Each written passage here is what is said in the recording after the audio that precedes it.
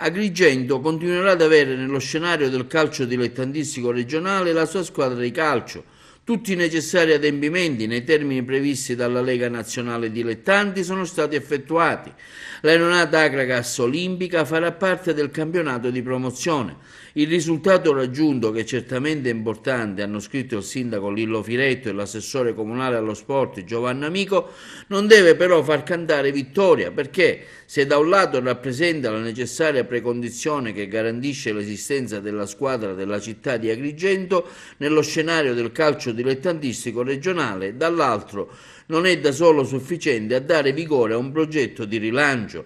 È un obiettivo importante, ma è certamente soltanto un obiettivo intermedio e avrà un valore nella misura in cui proseguono Amico e Firetto, il tessuto economico, il sistema sportivo e l'intera unità di tifosi e di sportivi della città si mostreranno disponibili a condividere e alimentare anche economicamente un percorso lungo e complesso di ricostruzione di un'affidabile compagine societaria. La condizione irrinunciabile perché la realizzazione di tale importante risultato non risulti vano, hanno spiegato Firetto e Amico, e che nei prossimi giorni si riesca a ottenere una disponibilità dal sistema imprenditoriale agrigentino.